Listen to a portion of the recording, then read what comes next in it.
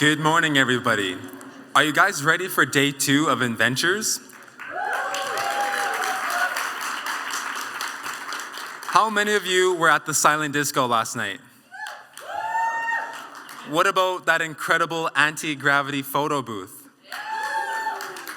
There's more after-hours fun in store later today. Stay tuned. It's going to be another full days of opportunities to connect with colleagues and friends, old and new. It's time now to get down to business with our mayor's panel. We're privileged to have with us this morning 2 municipal leaders who are both champions of the innovation community. They play key roles in creating a positive environment for entrepreneurs and startups to grow and thrive in their respective cities. Please join me in welcoming Mayor Jyoti Gondek of Calgary and Mayor Amarjeet Sohi of Edmonton. I'll hand things over to our moderator, Leann Hackman-Carty, CEO of the Economic Developers of Alberta.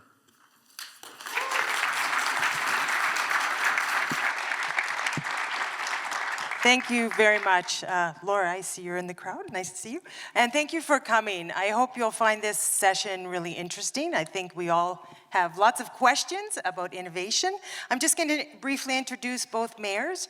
Mayor Jyoti Gondek was elected on October 18, 2021. Before that, she served as city councillor from 2017 to 2021. She holds a PhD in urban sociology and an MA in organizational sociology. Before running for elected office, she led the Westman Centre for Real Estate Studies, the University of Calgary's Haskayne School of Business, ran a consulting practice helping clients in the energy and city building sectors evolve their business models to fit a changing regulatory and economic environment. Mayor Amarjeet Sohi was also elected on October 18, 2021. Before that, he served on City Council as well. In 2015, he was elected as Member of Parliament for Edmonton Mill Woods, serving in high-profile ministerial portfolios, including natural resources and infrastructure and communities. Before serving in elected office, he worked in the city of Edmonton as a bus driver. And although this wasn't in your official biography, I assume you're also an avid Edmonton Oilers fan. So go Oilers, go. You can clap. Yeah. Well, you know, I grew up in Edmonton, so I am an Oilers fan, but I've lived in Calgary for a very long time, and wearing a jersey last night, it was, I almost got, you know, abducted here, but but it's all good. It's all good. So today's format of the session, we're going to have a series of questions for both mayors, and they're kind of broken up in 2 ways. The first part, we're going to focus internally. So what are they doing internally in City Hall, the administration, to really help foster innovation? And then we'll flip it a little bit to the external piece. So how are they fostering innovation in the communities and helping accelerate that growth? So let's get started. So when we look at innovation, leadership plays a very key role. And we know that. It's almost the most critical thing in successful innovation work. So how do you see your role as mayor in fostering innovation within your administration? So why don't we start with yourself? So it's an interesting place to be as a civic leader. Typically, people look to us to do things like pick up their waste, fix their potholes, and yes, we invested more money in it, Calgary, and make sure that your drinking water is safe. And people don't generally tend to couple innovation with municipal government. And so it becomes very important for people like Amarjeet and I to talk about what innovation means in a civic setting. And so the leadership that's required is to tell that story. We need to tell it about what we're doing internally, and we need to tell it about what we're doing in the broader sense. So when we go on missions, for example, we talk about why the tech sector is so important to our city and what we've done in terms of investments to make sure that it's able to thrive. But when we talk about it in more plain language to the average Calgarian, we're talking about things like the use of technology to ensure that their waste and recycling is picked up in a timely manner. And we talk about things like our facilities being able to use machine learning and AI to do a better job of sorting. So our job is twofold. We need to sell ourselves on the global stage because we're competing for talent. But internally, we need to make sure that people understand we are practicing that same level of innovation. First of all, it's so cool to be here among so many early risers. And also my good friend, Mayor Gondek. You know, the role of municipalities have evolved so much over the last number of decades.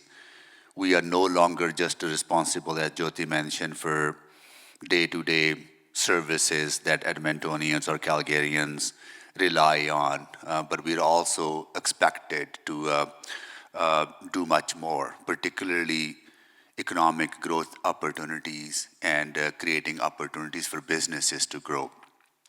So what I see the role internally as well externally too, how do we as municipal leaders through our administration enable communities to be more successful in fostering innovation? I think that's a big role through our policy, through our funding, but also cities are big business too. We procure so much infrastructure, services, and how we leverage that infrastructure and services to allow innovators to test out their ideas.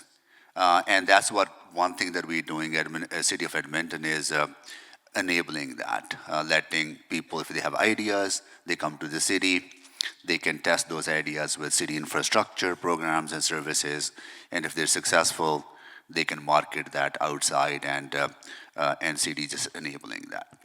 Another thing is the services that we provide, particularly City of Edmonton is pretty innovative in using technology, automation, digitalization in permitting, in our inspections, in the housing sector. So there's various ways that we not only improve services through using of technology, but also using our city infrastructure and programs to foster and provide opportunities for people who want to test out their ideas.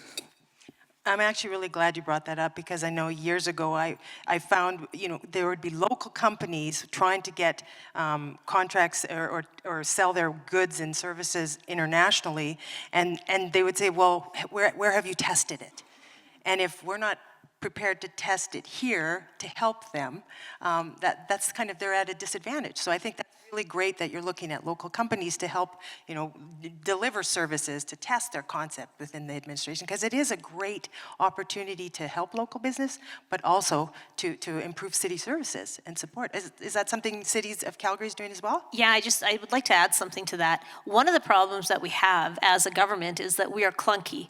Our processes are very rigid, and it's hard to work around them, and procurement is one of our biggest issues. So if somebody comes to us and says, I've got this amazing idea, it's almost like we have to say, please don't tell me anymore. We're going to find ourselves in a conflict.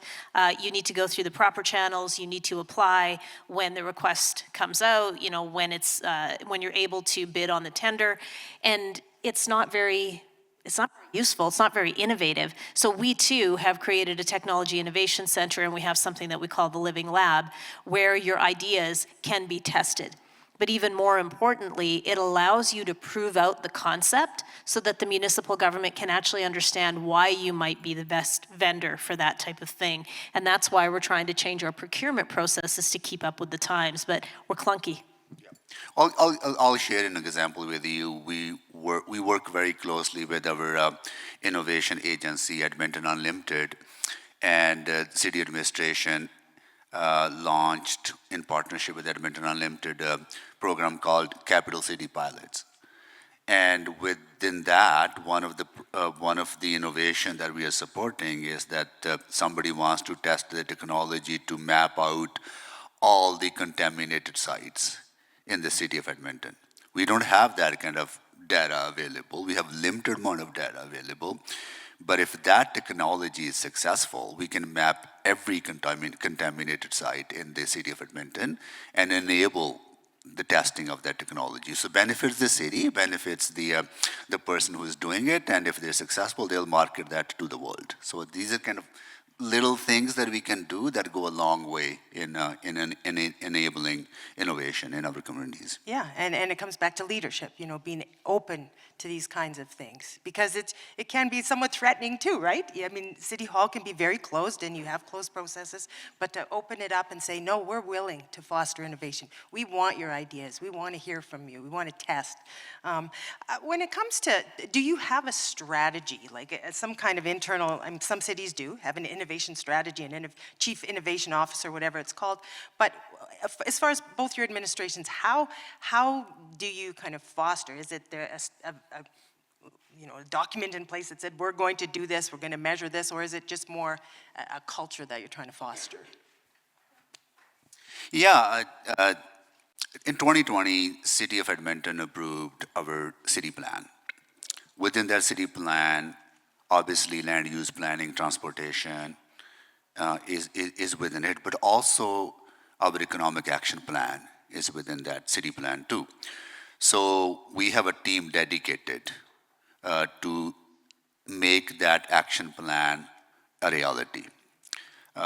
Within that, we also have business-friendly Edmonton office, which means that if you have some ideas, you're running into bureaucratic hurdles within the city, you go to that office, and that office will allow you to navigate the entire system in the city of Edmonton. So those are kind of ideas that we are implementing that will allow people to, because the people with creative ideas, they want to focus on what they're good at.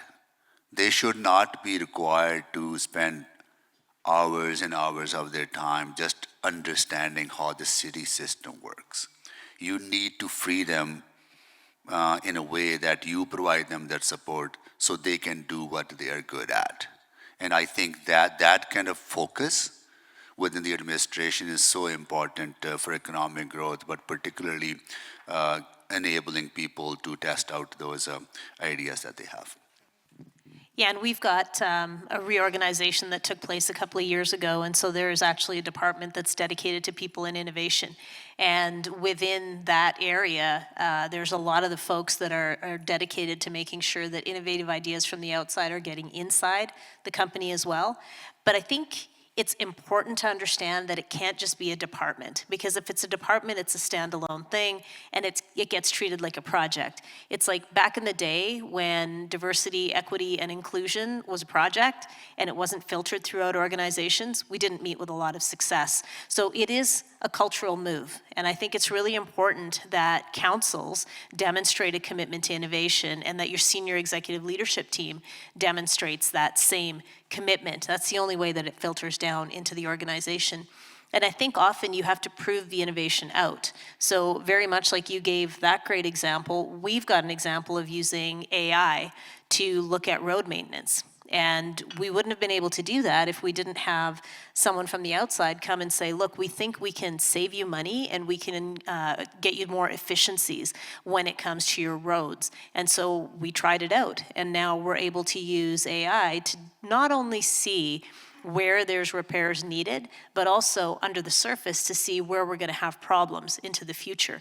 And that's a different way of looking at things, but it comes with its own problems, because you have to use cameras to film the environment, and then the analysis is done.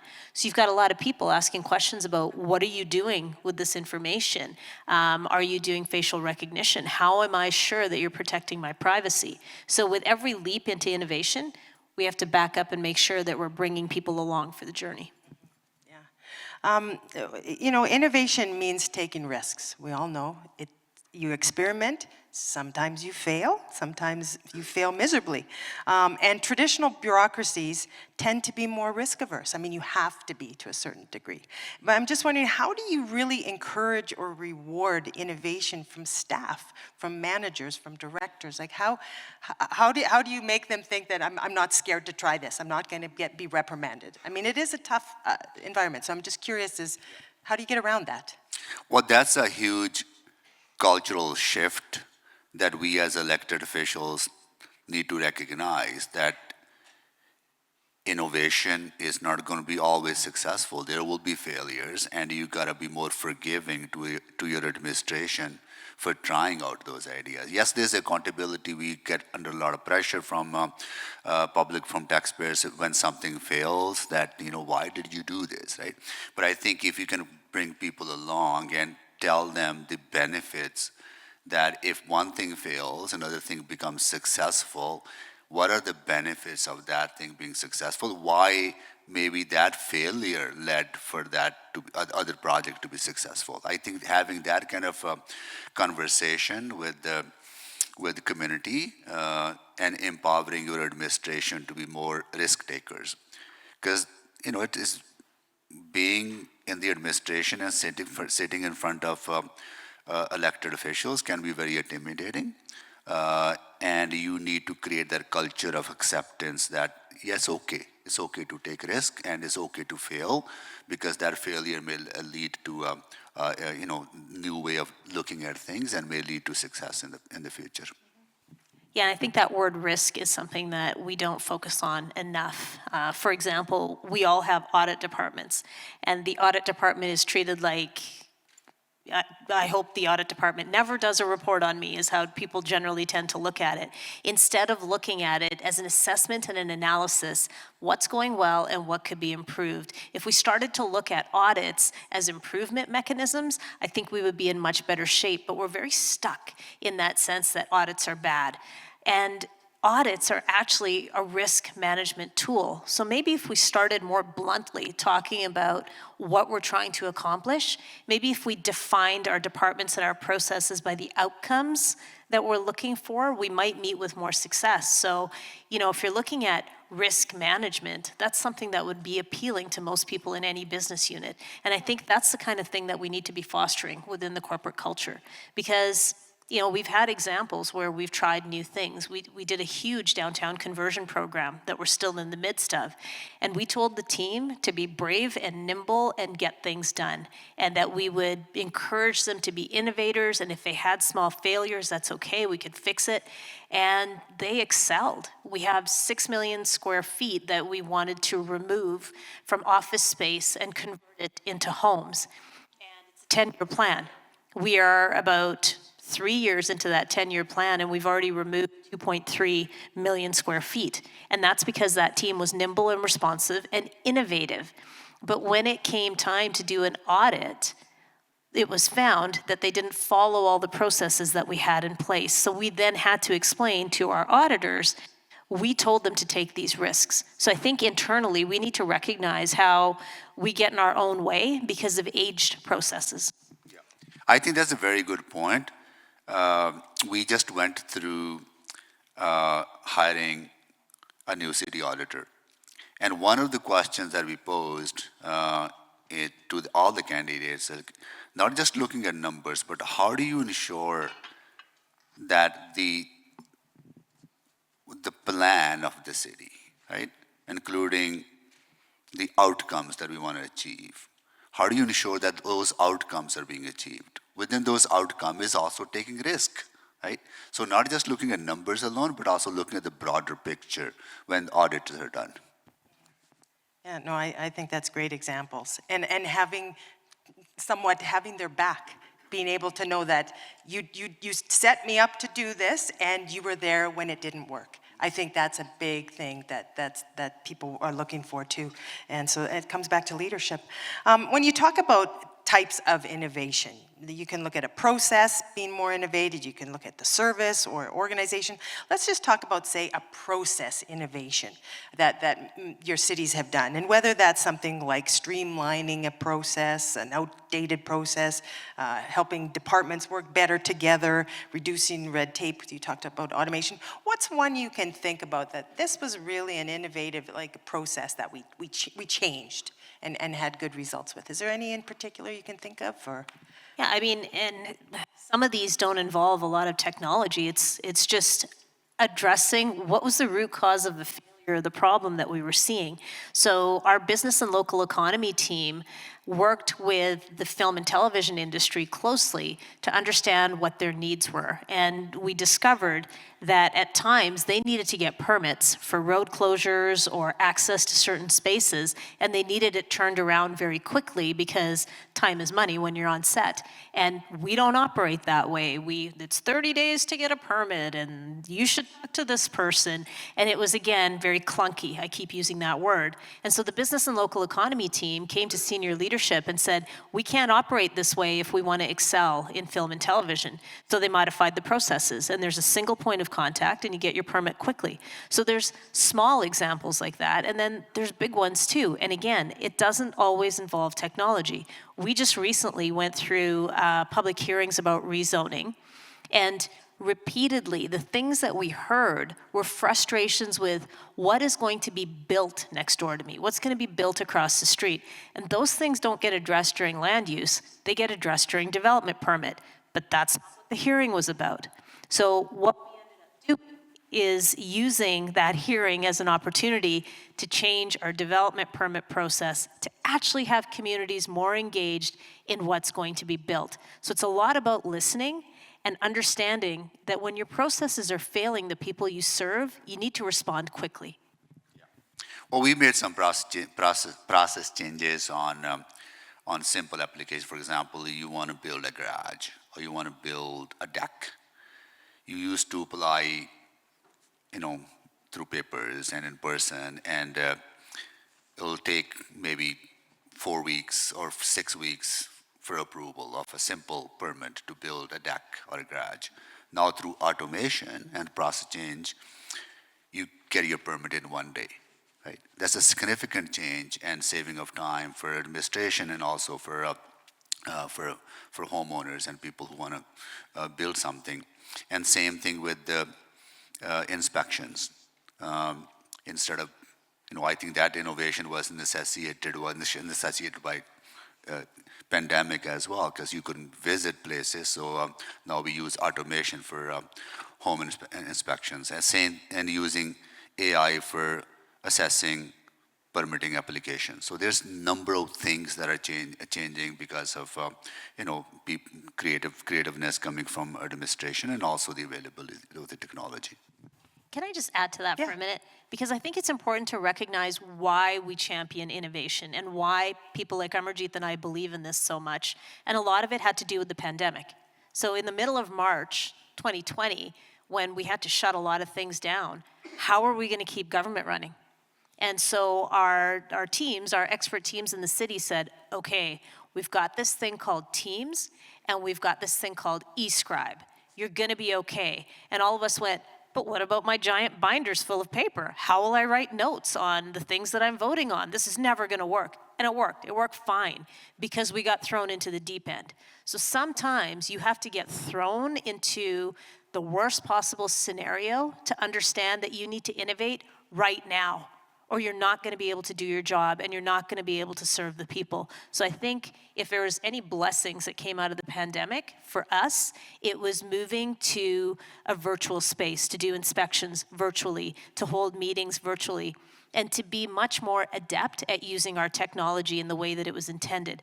I mean, I've got all my notes on my phone today. I have progressives now, so I can use my phone properly. But it's different than carrying around a lot of papers. And so we have learned how to adapt to the technology that was always around us, but we got forced into it. Yeah, I think that's a very good point, because I think the role of innovation is also not just economic growth, job creation, but also is to make people's life better. I think that the ability for people to participate virtually in council meetings, and also council members' ability to participate virtually in council meetings. When I look at our council, we have, I think, 7 council members who have young kids. I think it would have been very, very difficult for them to manage their work life and personal lives if they were always required to be in person. Now that flexibility exists. So it creates that opportunity, particularly for young women who wants to get into politics, into leadership, childcare, family responsibilities, and juggling that work and family life is so difficult. I think technology is making that more easy, right? And also it opens up democracy for so many people who are unable to come to City Hall to participate. Now they can virtually participate in meetings, have their 5 minutes to share their views, and I think that is the role of technology as well, enabling more democratic participation, but also making it easy for people to participate. Yeah, no, that's great. Are you taking steps specifically on the citizen engagement part? Are there new and innovative things you're looking at into getting citizen input on priorities, on different issues? Is that something you're looking at, or you think you've mastered? Again, we got thrown into this during the pandemic. We needed to keep public hearings going, and so having a phone bridge available to people to call in and express their perspectives on the various issues we were discussing, it seems so simple. Like, why weren't we always doing that? But we just weren't, because we never thought of it. And so I think that's been a great equalizer. And to your point, Amarjeet, that has allowed a lot of people who normally couldn't come and speak to us to be able to get their voice heard. People that have kids at home, people that are working shift work. And so I think that's been probably the greatest inclusionary and accessibility move that we've been able to make. We continue to use our websites and virtual town halls to ensure that we're getting information out as well as having it flow in. So I think sometimes it's the simplest technology that we fail to see right in front of us that gives us such an opportunity. I would say no. I think technology helped us get elected because we ran through. We both of us, our campaigns were basically virtual because we were in the middle of the pandemic, right?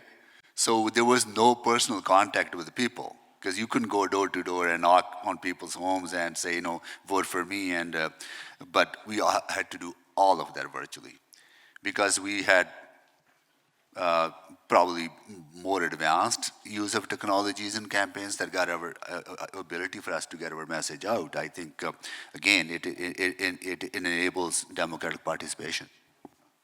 Okay, let's shift a little now. I think a lot of you would like to know more about the external piece. So how are they taking a leadership role? What do you foresee in your communities? When you look at other cities, is there a specific location you think's doing it right when it comes to attracting and retaining innovative companies? And if so, who is that, and why is it, that particular community, and what you think we could do better in our own communities? It might be a loaded question, but really, who do you think's got it together when it comes to innovation and attracting those companies?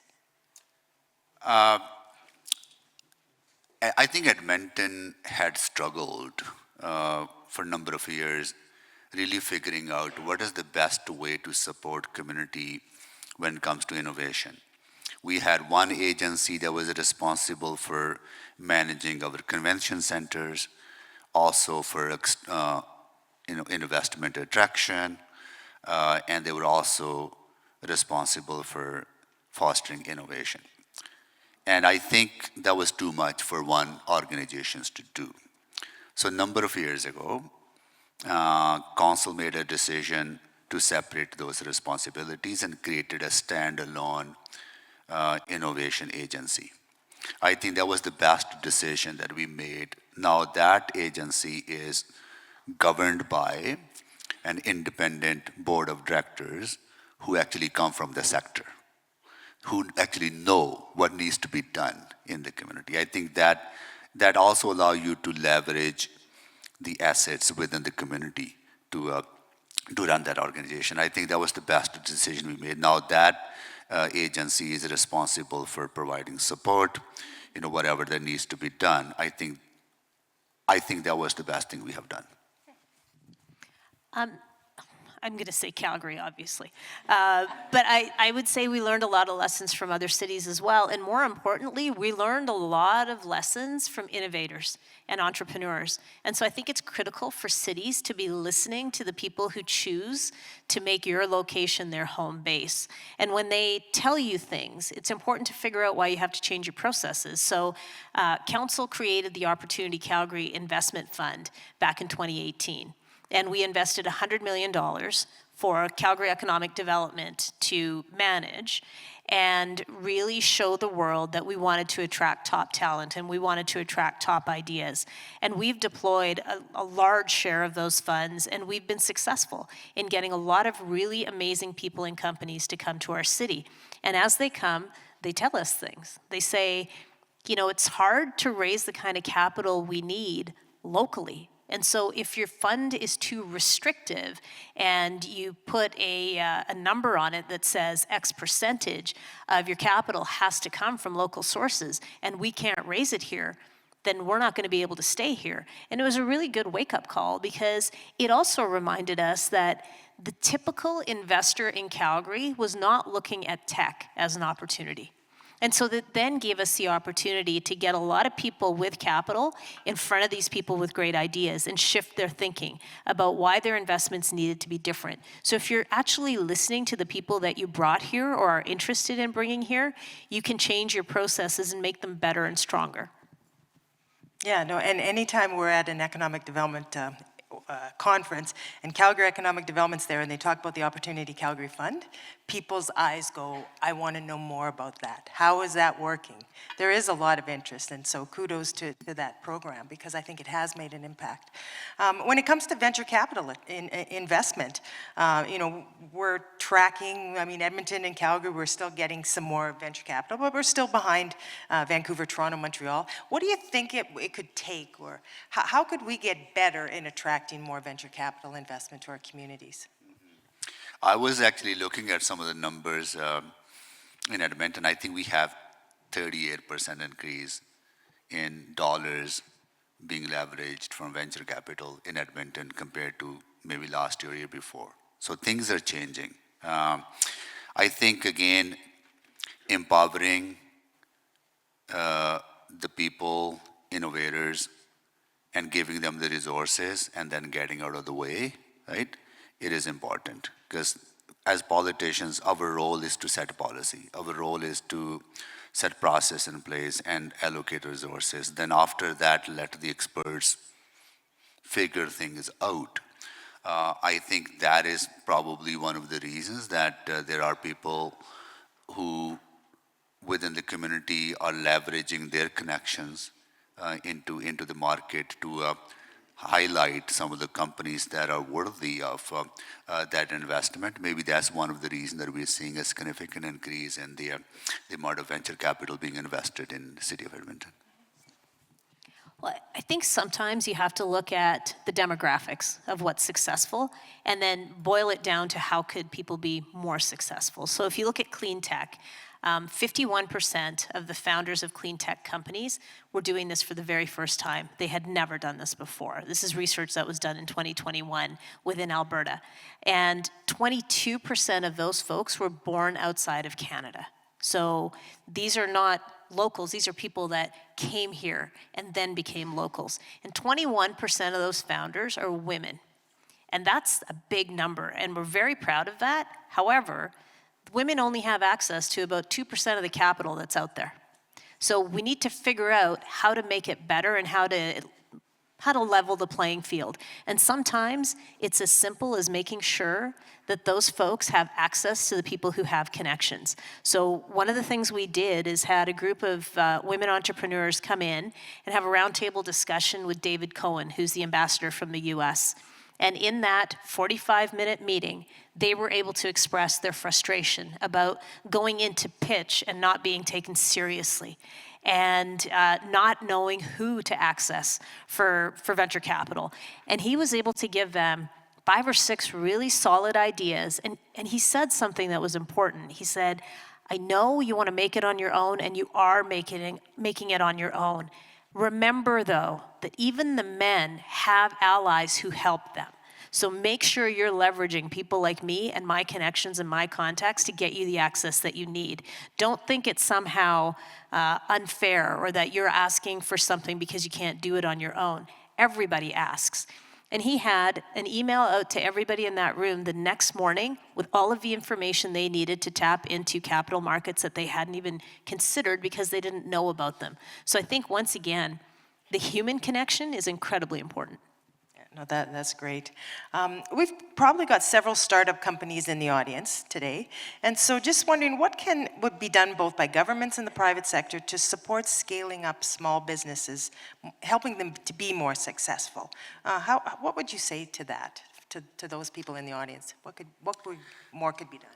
I think one of the biggest barriers that folks in the innovation sector face, I think that's applicable in other sectors as well, is that accessing government funding in Canada, when we have 3 orders of government responsible for fostering innovation, from federal government to provincial government and to the municipal government and the agencies, it is very, very difficult, right? I wish that we can create one portal where you have an idea, you need funding, you go to that place, and then that place help you get all the funding you need. What happens now is that they have to come to municipality. Municipality may or may not approve their funding. Then they need to go to provincial organization, then they go to federal organization. It takes years to secure funding for an idea to be commercialized. And that's a big barrier. I haven't figured out how we can streamline that, but if governments can come together, say, look, let's remove barriers. Let's remove all of our, I know accountability is important, but why someone needs to report 3 times to different governments, why they can't just report once? And that is good enough, right? So I think there's many ways that we, as elected officials, can be more innovative in our own approaches to fostering creativity and innovation. I think a lot about that challenge, like what we can do to make it more easy for people to access funding from various orders of government and agencies and do it in a very quicker way, because it takes many, many years to secure funding, and then that some people just give up. And I think you have to evolve your processes as well. So we spent a long time focusing on how could we have organizations that were incubators. And we had a lot of success, and then there was nobody there to help scale up. And so I think the evolution of the process is something you need to be aware of. And so groups like Platform Calgary understand that you need to not only help the startup get going, but then once that idea takes off, how do you very quickly get them into that mode of scalability? And I think we're there now, but I don't think we were there in early days. So just like a startup, we were a startup as a municipality, and we didn't know what to expect. So we started up, and then we realized, wow, this is working, and then we didn't have the supports in place. So I think it's important to make sure that you've got those champions who know how to be nimble and responsive and can quickly change their programs and their methodology and help folks who are meeting with success to meet with even more. Again, if you're not listening to people and you're not engaging and making those human connections, you're not going to know why things aren't proceeding the way that you thought they would. So I can't stress enough, the human connection is incredibly important. We've got time for a couple more questions here. So here's your chance to kind of blow your horn for a bit. Just what's the most exciting or game-changing innovation that's being pursued or going on in your community right now? So this could be in-house or something you're aware of in the community. Maybe we don't even know about it yet, but is there something that you think's pretty cool that's going on right now in your community when it comes to innovation? I would say use of AI is phenomenal in Edmonton. Amy, many of people in this room will be familiar with, is just doing some incredible work in Edmonton. I think there's close to 10,000 people who work in the AI sector, in the fintech That's and growing. I think that's phenomenal for the city of Edmonton. I think another thing, I am really pumped up about our population growth, because innovation at the end of the day, like innovation, people innovate. And it's so important that for innovation to foster in our community, that people from diverse backgrounds with diverse ideas are able to come together, sit on the table, and that is so wonderful in a way that those ideas, the crash of those ideas and intersection of those ideas fosters innovation. And people are moving to Alberta, particularly into big cities, from all over the world. And that is so exciting. That is so exciting and they're all young people, many of them are. And Edmonton's 62% of Edmonton's workforce is under the age of 46, right? And it has challenges, but it's also exciting. And I think that population growth, I think will help us be very, very, I think will allow us to accelerate our efforts in supporting innovation. And I'm looking at my notes from a conference I attended in San Francisco in March, and it was an ag tech conference. And I'm not an expert in agriculture. I understand it's a thing. I know how it works. I love eating the delicious food that's produced, but I'm not an expert in understanding how farming gets done and how we help people do it with more innovation and technology. And I had the chance to meet with about 20 companies in the space of 4 hours, just speeding through what their ideas were. I learned all kinds of things I didn't know. I learned about how sulfur is used and how we are an amazing location to produce sulfur because other countries can't. I learned about how they're using soybeans in a different manner. I learned about how they're using thermal sensing to understand where crops would be better served by greater irrigation or greater control of insects that are getting into the crops. So I learned all about these things in that very quick 4 hours. And I thought to myself, we're the heart of agriculture. So why am I in San Francisco at a conference on ag tech? Didn't make a lot of sense to me. And so now we're actively pursuing how can we get people to come here and look at what we've already got in place and talk to our local agricultural producers and see how their ideas can be tested and implemented here. And if you think about the fact that we have Calgary Stampede right here in our city, and they are an agricultural society, and every year they have all kinds of exhibitions, whether it's livestock or farmers coming in to talk about the produce that they're growing, whether it's small operations dealing with honey or larger operations that are more corporate in nature. We've got a very active environment, a living lab, if you will, where ideas should and could be tested. But we hadn't really embraced the idea of inviting people up to engage with the folks we already know. So again, sometimes you have to go somewhere else to figure out what you should be doing at home. No, that's very true. So our last question, I think you've got a room full of innovators, entrepreneurs, investors, and students from various places around the world, around the province. If you could leave the audience with one key message about the importance of civic innovation in Edmonton and Calgary, what would it be?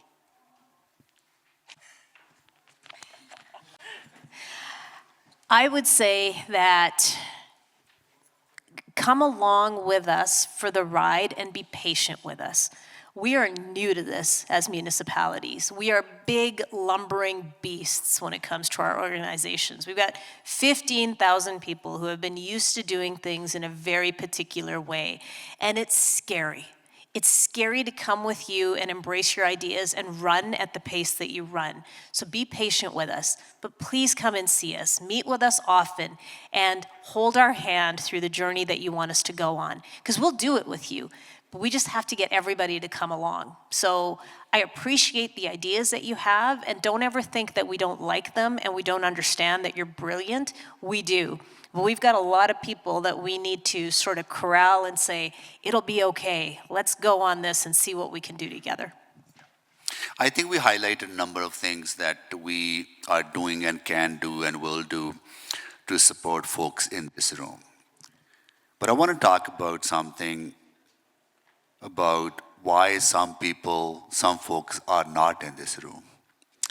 how our society excludes people, and the role of us as elected officials to empower. I'm using this word a lot today, empowering those who are being left behind. Innovation is about people.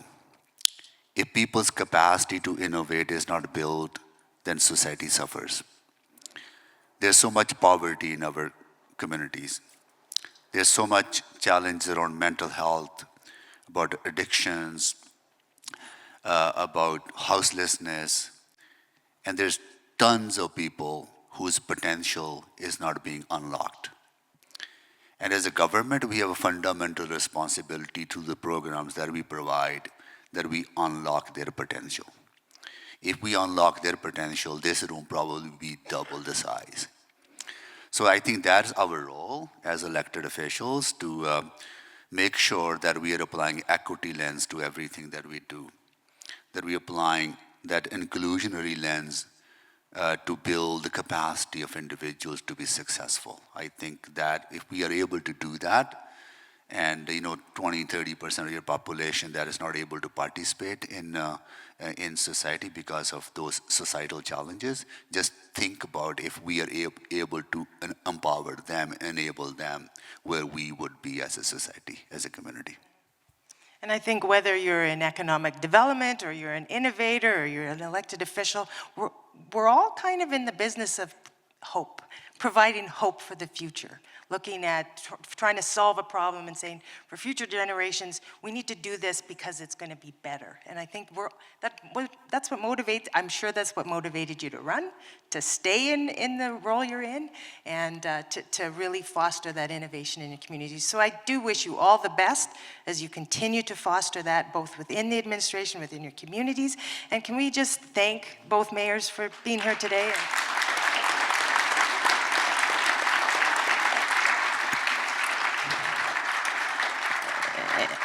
And I'm just going to invite Daryl Breton back to the session. Thank you, Mayor Gondek. Thank you, Mayor Sohi, and thank you, Leann. What a fascinating conversation. I'm not too sure about the attendees, but I personally used my Alberta digital ID to renew my vehicle registration in the last 3 months. So I did that virtually. Thank you for creating that software. It saved me a trip to the registration. It saved me time waiting in line, because you know how it can be with all the people waiting in line to do all their different renewals for whatever they have going on. So before we break, just a few things to cover to help navigate your day. Check the Inventures app for times and locations of the pitch events and all other sessions, and make sure to get to each session on your agenda promptly to avoid missing out. Sessions today start at 9:30 a.m. sharp. Lunch service will start today at about 11:45 a.m. Bento box lunches will be available to pick up in Hall E, and a limited amount of boxes will be available outside here in the McLeod Hall. We'll see everyone back in Hall CD at 1 o'clock for the keynote speaker, David Usher. Thank you, everybody. Hope you have a great morning.